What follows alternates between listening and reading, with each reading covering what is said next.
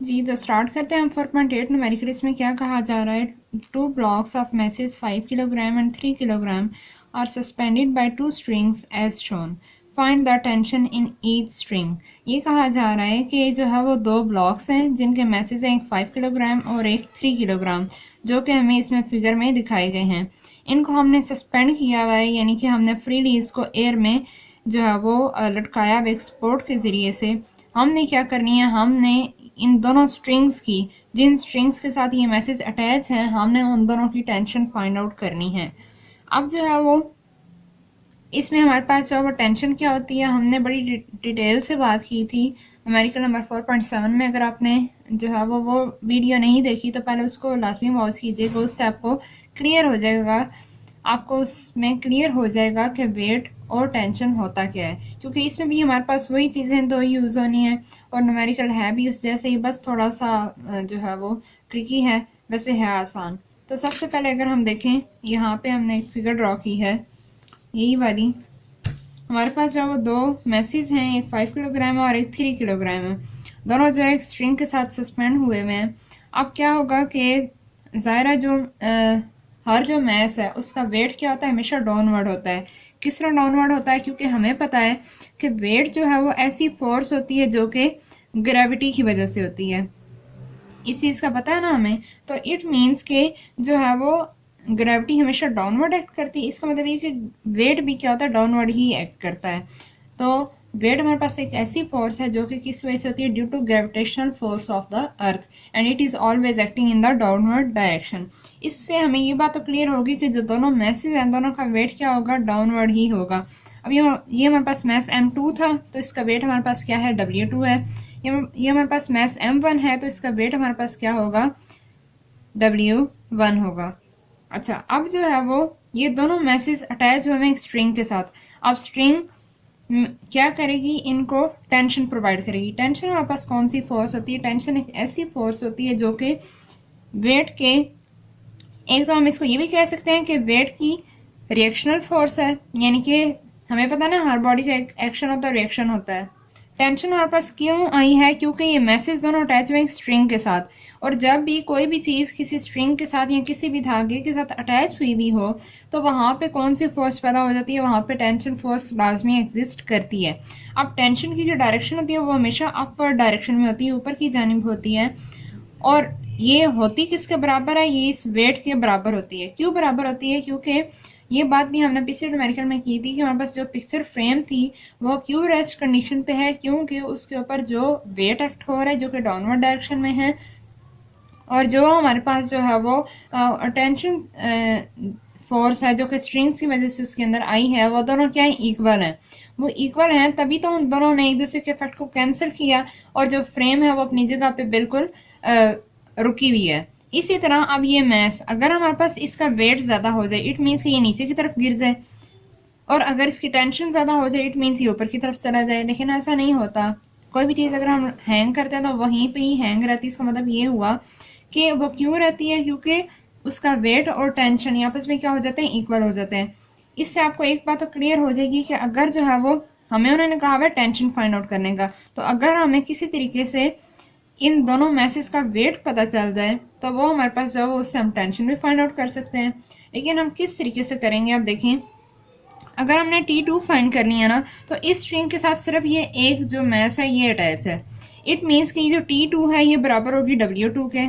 ठीक है, यही चीज़ है ना कि ये T2 किसके बराबर होगी, W2 के। जितना जो है वो इस मैस का वेट डाउनवर्ड होगा उतनी ही क्या होगी, इसकी टेंशन फोर्स भी होगी। इट मीन्स कि T2 बराबर होगा W2 के। लेकिन जब हमने T1 फाइंड आउट करनी है तो इस T1 के लिए हमें, आप देखें, इस स्ट्रिंग के साथ ये वाला मैस भी अटैच है और ये वाला भी अटैच है। इट मीन्स कि यहाँ पे वेट इसका भी है और इसका भी है, तो ये जो टेंशन है ये बराबर होगी। अगर जो है वो हम दोनों वेट्स को ऐड करेंगे तो हमारे पास आएगी T1 टेंशन। ठीक है, तो अब देखें कौन सी हम पहले निकालेंगे। अब अगर मैं यहाँ पे T1 पहले फाइंड आउट करूँ तो इसमें ना तो हमारे पास W1 है और ना हमारे पास क्या है, W2 है, तो हम इसको फाइंड आउट नहीं कर सकते। इस वजह से हम क्या करेंगे, हम पहले T2 फाइंड आउट करेंगे, क्योंकि उससे हम लोग W2 निकाल सकते हैं। W2 जब आएगा तो वो T2 होगा, फिर जो है वो हम उस W2 को यहाँ पुट करेंगे तो हमारे पास T1 आ जाएगा। आई होप कि आपको इस न्यूमेरिकल का जो कॉन्सेप्ट है वो समझ आ गया होगा। तो अब हम स्टार्ट करते हैं। सबसे पहले हमारे पास गिवन डाटा क्या है वो हम यहाँ पे लिख लेते हैं। तो हमें जो है वो 2 मैसेज दिए हुए हैं। अब जो है मैथ्स पहले ब्लॉक का तो वो हम लिखेंगे मैथ्स ऑफ फर्स्ट ब्लॉक, वो हमारे पास होता है M1 और ये किसके बराबर है 5 किलोग्राम के बराबर है। उसके बाद जो मैथ्स दूसरे जो है ब्लॉक उसका दिया हुआ है M2 और वो हमें दिया हुआ है 3 किलोग्राम और हमें कुछ भी नहीं दिया हुआ, जस्ट इतना कहा हुआ है कि टेंशन फाइंड आउट करें T1, ये हमने फाइंड आउट करना है और उसके बाद हमने T2 जो है ये फाइंड आउट करनी है। तो अब जो है वो इसको सॉल्व कर लेते हैं। जिस तरह हमने बताया कि हमने पहले क्या चीज़ फाइंड करनी है, हमने पहले T2 फाइंड करनी है क्योंकि वो हमें फाइंड करना आसान है T1 की निस्बत। तो सबसे पहले हम लिख लेंगे, क्या लिखेंगे, स्टेटमेंट फॉर T2, यानी कि हमें पता, जो चेकर है उसे पता चले कि हम पहले क्या चीज़ फाइंड करने लगे। हम पहले टेंशन इन सेकंड स्ट्रिंग जो है वो फाइंड आउट करने लगे हैं, तो उसे हमने T2 से रिप्रेजेंट कर दिया है। अच्छा, अब जो है ये किसके बराबर होगी, W2 के बराबर होगी। तो लिख देते हैं since T2 equal to W2। अब ये क्यों इस चीज़ के बराबर है। अब हमने तो ये इतनी सारी बात बोल दी है, लेकिन जो चेक करने वाला उसे तो नहीं पता चलेगा कि इन्हें ये बात पता थी या इन्होंने जस्ट जो रट्टा लगाया हुआ है। तो उसके लिए हम जो है उसे लिख के बता सकते हैं। तो अब जितनी मैंने बात की इसको अगर मैं स्टेटमेंट में लिखूँ तो हमारे पास क्या बनेगी। तो यही बात हमने उसको यहाँ पे लिख के दे दी है ब्रैकेट में, tension T2 is equal to the weight of mass M2, यानी कि जो मैस M2 का वेट होगा वही हमारे पास टेंशन जो है वो होगी। तो अब मैथ्स तो हमें गिवन है, अब वेट हम किस तरीके से फाइंड आउट करेंगे। तो उसके लिए हमें जो है वो एक फार्मूला लगाना पड़ेगा जो कि हमें पता ही है, जस्ट आपको रिकॉल करवाना है, और वो क्या है, W होता है बराबर mg के, ठीक है। W बराबर होता है मैस इंटू ग्रेविटेशनल एक्सेलरेशन के। तो हमारे पास क्या था पीछे, T2 बराबर था W2 के, यहाँ पे हमने अगेन लिख लिया। अब यहाँ पे W2 की जगह पे हमने उसकी वैल्यू पुट कर देनी है M2g। अब यहाँ पे मैंने M2 क्यों यूज़ किया, क्योंकि हमारे पास 2 मैसेज हैं, एक M1 है और M2 है, और हम यहाँ पे M2 को यूज़ कर रहे हैं तो हमने यहाँ पे M2 पुट किया। तो T2 बराबर है M2 हमें गिवन है 3 किलोग्राम मल्टीप्लाई जी की वैल्यू हमें पता है ऑलरेडी, वो कितनी होती है 10 होती है। तो ये हमारे पास आ जाएगा 30 न्यूटन, ठीक है। इस तरीके से हमारे पास और टेंशन इन सेकंड स्ट्रिंग हमने फाइंड आउट कर ली है। अब हमने क्या करना है, अब हम इसी तरीके से निकाल सकते हैं टेंशन इन फर्स्ट स्ट्रिंग। तो लिखेंगे फॉर T1 के लिए अब हमारे पास क्या होगा कि T1 बराबर होगा W1 प्लस W2 के। क्यों होगा वो हमने पीछे बताया है कि जो है वो क्योंकि इसके साथ 2 मैसेज अटैच हैं, तो दोनों मैसेज का वेट हमारे पास यहाँ पे ऐड होकर तो जो है वो टोटल वेट बनेगा, और वही हमारे पास जो है वो टेंशन होगी जितनी उस स्ट्रिंग के ऊपर लग रही है। तो T1 इक्वल टू W1 के लिए हम लोग जो है यहाँ पे क्या यूज़ करेंगे, M1g, ठीक है, और W2 के लिए हम यूज़ करेंगे M2g, और M1 हमें दिया हुआ है कितना 5 मल्टीप्लाई, और g की वैल्यू हमें पता है 10 होती है। इसी तरह जो है M2 हमारे पास था 3 और ये हमारे पास आ जाएगा 30। तो 5 10s are 50 plus 30 which is equal to 80 newton, ठीक है। तो आई होप कि आपको इस न्यूमेरिकल की अच्छे से समझ आ गई होगी। जी, तो स्टार्ट करते हैं हम 4.9 न्यूमेरिकल। इसमें क्या कहा जा रहा है, a nut has been tightened by a force of 200 newton using 10 centimetre long spanner. What length of a spanner is required to loosen the same nut with 150 Newton force. ये कहा जा रहा है कि एक नट है जिसको हम टाइट कर रहे हैं, और टाइट करने में हम कितनी फोर्स लगा रहे हैं, 200 न्यूटन की फोर्स लगा रहे हैं, और हम जो स्पेनर यूज़ कर रहे हैं वो है 10 सेंटीमीटर लॉन्ग, यानी कि उसकी हमें जो है वो लेंथ भी दी हुई है और उसकी जो है वो हमें फोर्स भी दी हुई है। अब जो है वो यहाँ से आपको एक बात तो पता चल जाएगी कि नट टाइट हो रहा है, इट मीन्स कि वहाँ पे टॉर्क प्रोड्यूस हो रही है। तो टॉर्क में हमारे पास 2 ही चीज़ें रिक्वायर होती हैं, एक F होता है और एक L होता है, यानी कि फोर्स और मोमेंट आर्म।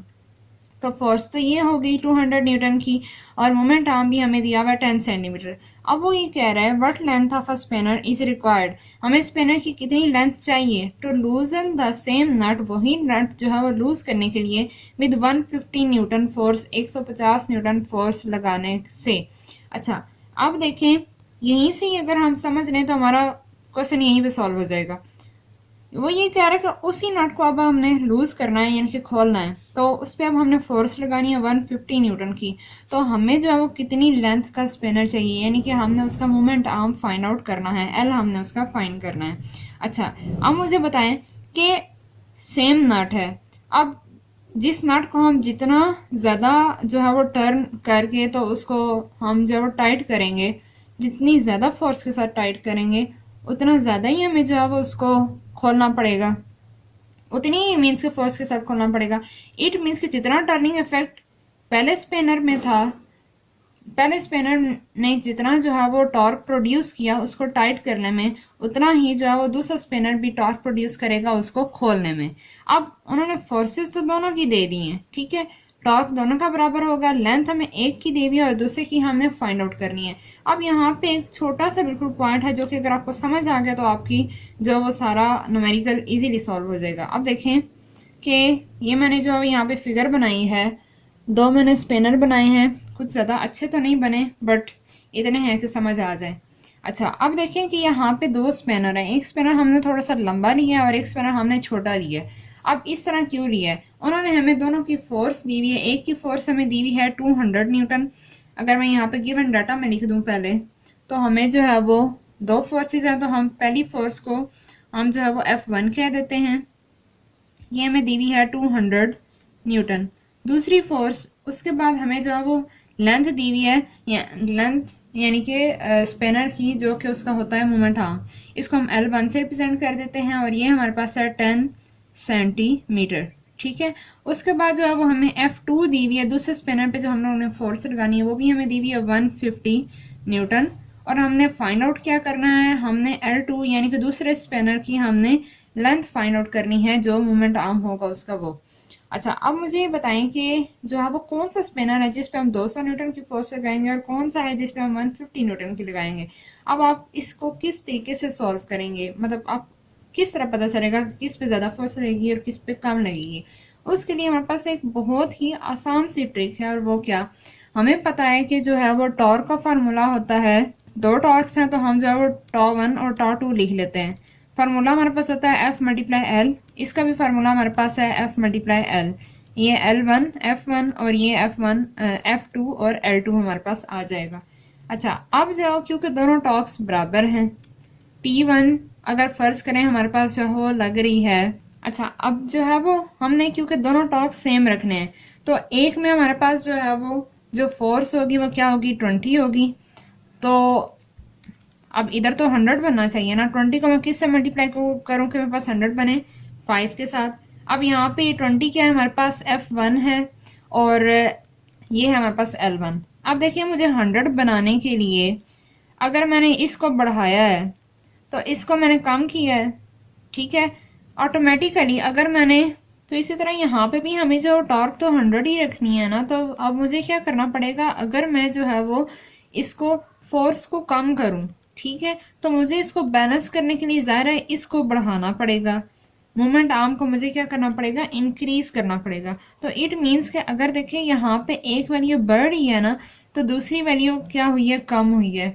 इट मीन्स कि जहाँ पे फोर्स ज़्यादा लग रही है उसकी जो लेंथ होगी ना, जो उसका मोमेंट आर्म होगा वो क्या होगा, कम होगा, ठीक है। तो इस वजह से जो है वो जिसकी हमारे पास जो फोर्स जिस पे हम कम लगा रहे हैं वहाँ पे जो है वो हमारे पास क्या होगा, हमें फिर मोमेंट आर्म उसका ज़्यादा रखना पड़ेगा, या फिर हमें उसकी लेंथ जो है वो क्या करनी पड़ेगी, बढ़ानी पड़ेगी।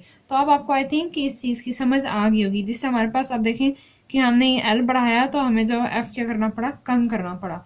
तो अब क्या होगा हमारे पास, अब ये है ना, अगर हमारे पास इसके जो है मोमेंट आर्म कितना है, ये हमारे पास 10 सेंटीमीटर है, तो इस पे जो फोर्स लग रही है यहाँ पे वो कितनी लग रही है, 200 न्यूटन।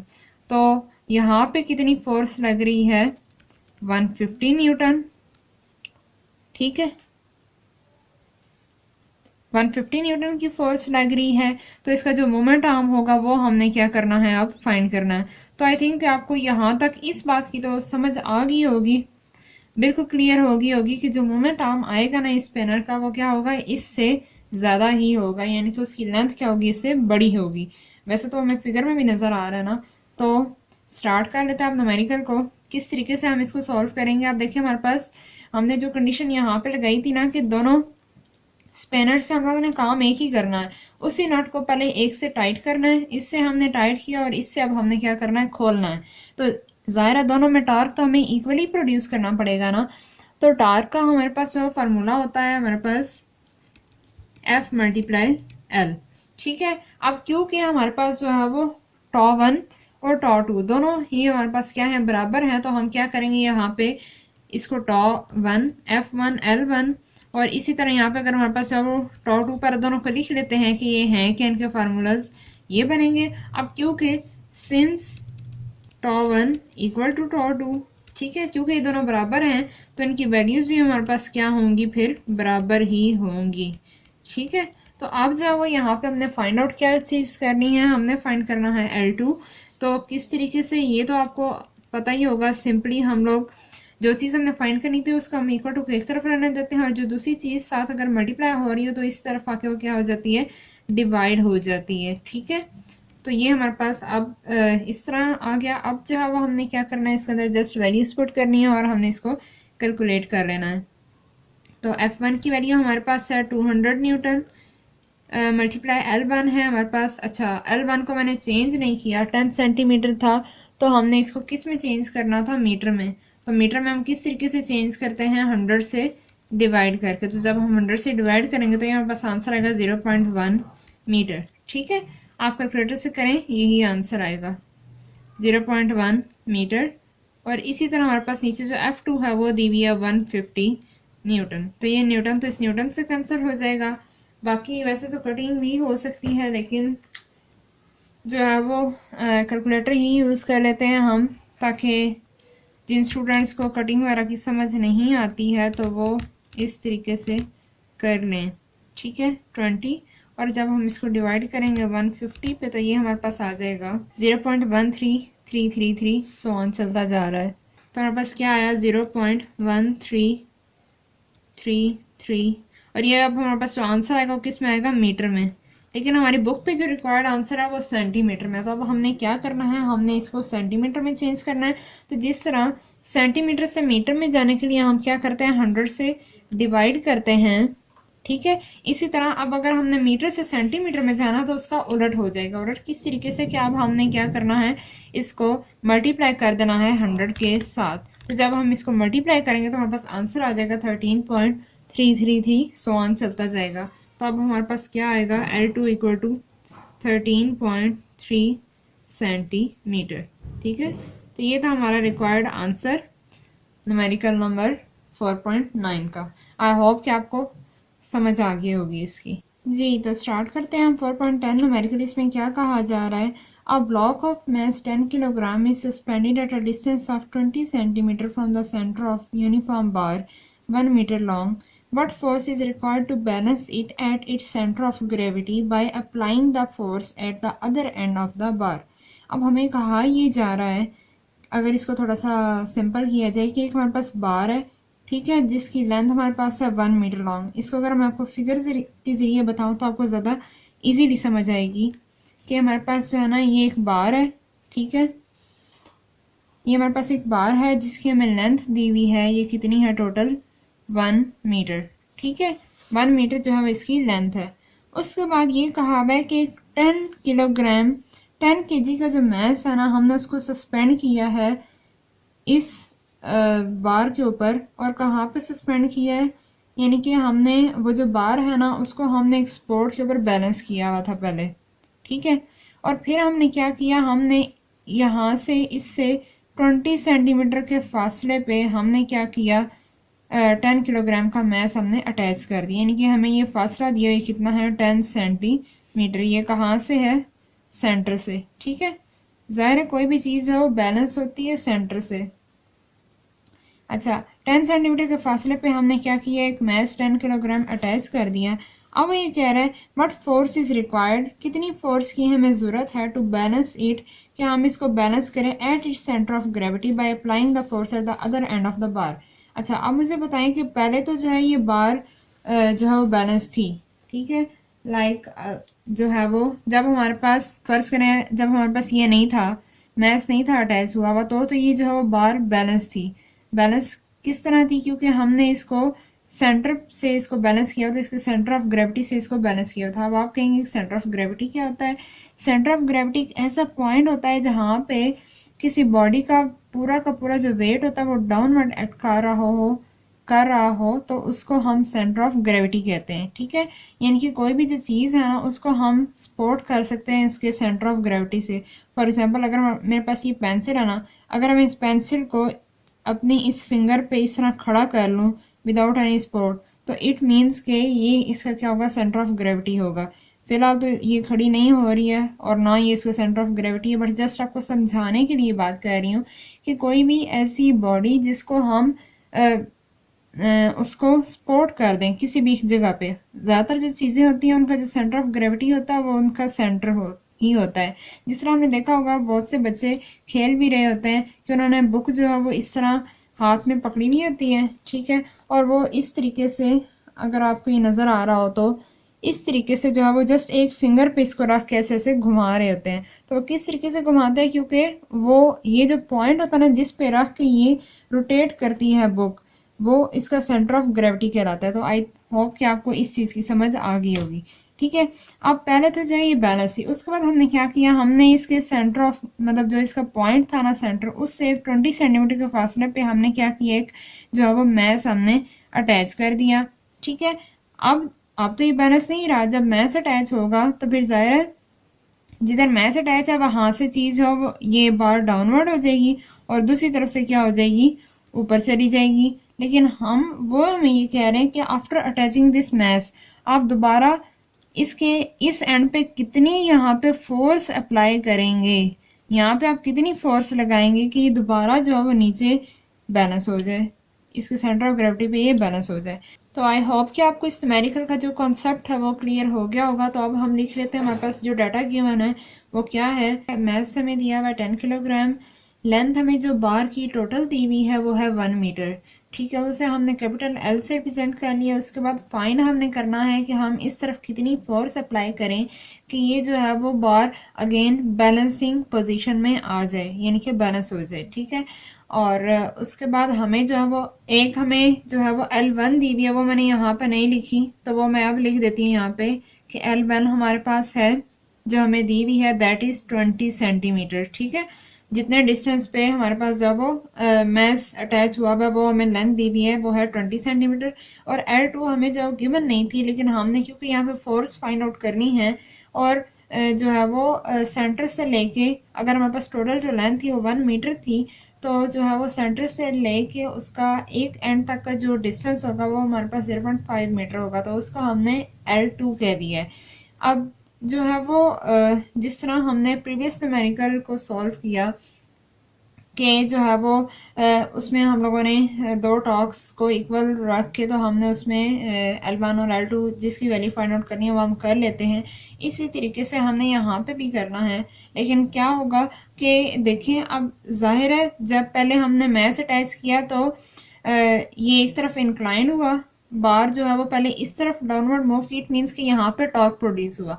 इसी तरह जो है वो जब ये ऊपर चला गया तो अब जब हम यहाँ पे अब हमने कितनी फोर्स अटैच करनी है कि ये दोबारा वापस अपनी इस जगह पे आ जाए, तो यहाँ से जब दोबारा इधर आएगा तो इधर भी टॉर्क प्रोड्यूस होगी। इट मीन्स कि टॉर्क इधर भी प्रोड्यूस होती है और इधर भी प्रोड्यूस होगी और दोनों टॉर्क्स हमारे पास क्या होंगी, बराबर होंगी, तभी जाके जो है ये बैलेंस हो सकेगा। तो इट मीन्स कि यहाँ पे भी हमने क्या करना है, हमने जो है वो दोनों तरफ जो टॉप प्रोड्यूस होगी एक को हम लोगों ने टॉप 1 कह देना है और दूसरे को हमने टॉप 2 कह देना है और दोनों को हमने इक्वल रख के तो सॉल्व कर लेना है। तो सबसे पहले हम जो है वो क्या लिखेंगे, यहाँ पे सोल्यूशन लिखेंगे और जो है वो अब हम इसको सॉल्व करेंगे जिस तरह हमने अभी कहा कि दोनों तरफ जो है वो टॉप प्रोड्यूस होगी और दोनों क्या होगी, बराबर होगी। तो पहले तो स्टेटमेंट में यहाँ पे बता भी देते हैं कि हम क्या करने लगे हैं। तो हमने ये लिख लिया कि टॉर्क जो प्रोड्यूस होगी दोनों साइड से वो क्या होगी, इक्वल होगी। तो अब हम यहाँ पे लिख लेते हैं कि जो है वो अगर इक्वल है तो T1 जो है वो बराबर होगा T2 के। और ये हमारे पास जो है वो प्रिंसिपल ऑफ मोमेंट्स का भी केस है कि हमारे पास जो है वो हमारे पास एंटी क्लॉकवाइज मूवमेंट होगा वो बराबर होगा क्लॉकवाइज मूवमेंट के, ठीक है। तो वो भी आप ले सकते हैं और ये भी ठीक है। तो अब जो है वो हम लोगों ने यहाँ पे वैल्यूज पुट करनी है। तो टॉर्क जो है वो बराबर होता है एफ मल्टीप्लाई एल के बराबर होता है। तो यहाँ पे अब देखें इस एंड पे फोर्स तो नहीं दी हुई है, लेकिन यहाँ पे जो फोर्स है वो हमारे पास क्या है, यहाँ पे इसका वेट है। तो फोर्स की जगह मैं यहाँ पे लिख दूंगी वेट, ठीक है। और साथ एफ मल्टीप्लाई एल होता है, तो यहाँ पे हमारे पास आ जाएगा L1, क्योंकि टॉर्क 1 है तो हमारे पास L1 आ जाएगा। इसी तरह यहाँ पे अब हमने फोर्स ही अप्लाई करनी है, तो यहाँ पे F लिख देते हैं और F मल्टीप्लाई L2 आ जाएगा, ठीक है। तो अब जो है वो W वेट हमारे पास गिवन नहीं है, लेकिन हम लोग वेट फाइंड आउट कर सकते हैं क्योंकि हमें जो है वो मैस दिया हुआ है। तो हम क्या लिखेंगे इसकी जगह पे mg multiply L1 equal to F multiply L2। अब जो है वो यहाँ पे हमने जो फाइंड जो करना है वो हमने L2 फाइंड करना है। तो F हमारे पास क्या होगा, इधर आके डिवाइड हो जाएगा, ठीक है, इस तरीके से। तो अब जो है वो चाहे तो मैं L2 को उधर लिख लूँ या फिर इधर लिख लूँ सीधा करके, तो भी हमारे पास दोनों केसेस में ठीक ही होगा। तो अब हमने जस्ट वैल्यूज पुट करनी है। m की वैल्यू है हमें दी हुई मैस हमें दिया हुआ है 10 किलोग्राम, तो 10 मल्टीप्लाई g की वैल्यू भी हमारे पास 10 ही होती है। और L1 जो है वो हमें कितना दिया हुआ था 20। अच्छा, अब ये 20 सेंटीमीटर है, तो इसको हम जो है वो मीटर में चेंज कर लेते हैं क्योंकि दोनों की यूनिट जो वो हमारे पास जो ऐसे यूनिट है वो मीटर होती है। तो इसको मैं किस तरीके से मीटर में चेंज करूँगी, 20 डिवाइडेड बाय 100 करेंगे। जब हम इसको 100 से डिवाइड करेंगे तो ये हमारे पास आ जाएगा 0.2 मीटर आ जाएगा, ठीक है। तो अब हमने यहाँ पे क्या लिख देना है 0.2 डिवाइडेड बाय, ओके सॉरी, हमने यहाँ पे F फाइंड आउट करना था, तो हम यहाँ पे F रहने देंगे और L2 जो है वो यहाँ पे नीचे आएगा, ठीक है।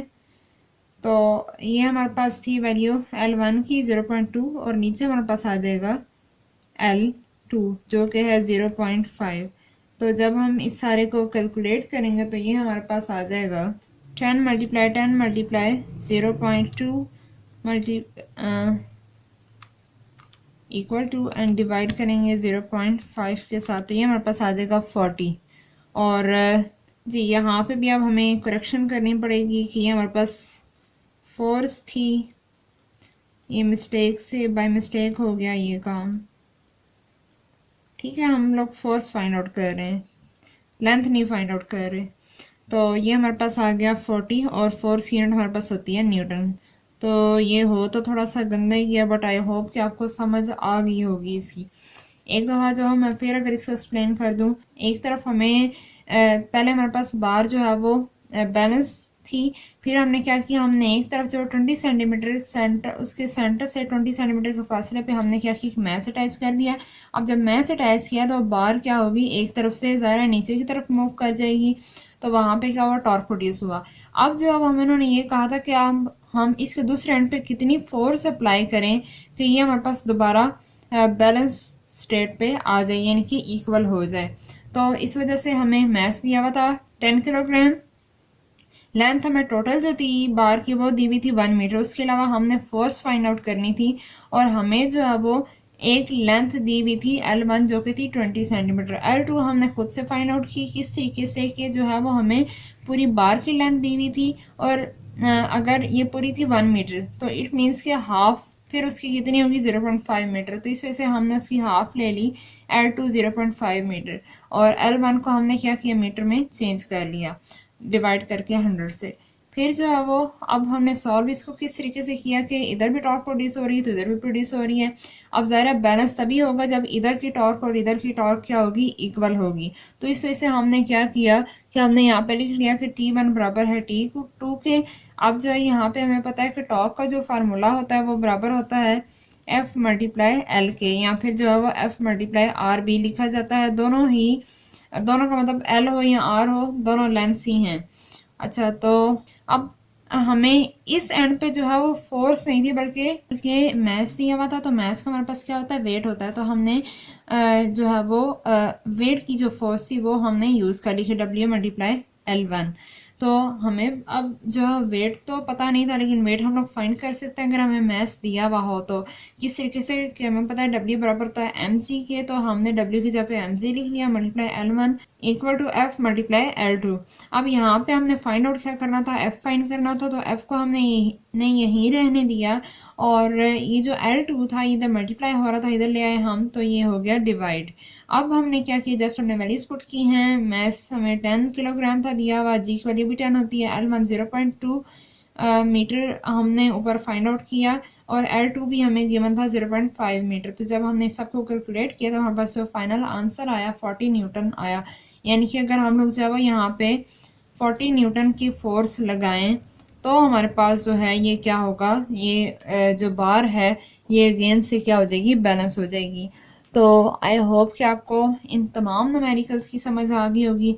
अगर जो है न्यूमेरिकल में कुछ भी मिस्टेक होगी हो, या फिर कोई भी ऐसी गलत बात निकली हो जो कि आपको थोड़ी सी नागवार गुजरी हो, तो उसके लिए जो है वो माफ़ कर दीजिएगा। और ख्याल रखिएगा अपना बहुत सारा, खूब मेहनत करिए, और जो है वो हमें दुआओं में लाजमी याद रखा करें, और कमेंट करके ज़रूर बताया करें कि आपको वीडियो कैसी लगती है। और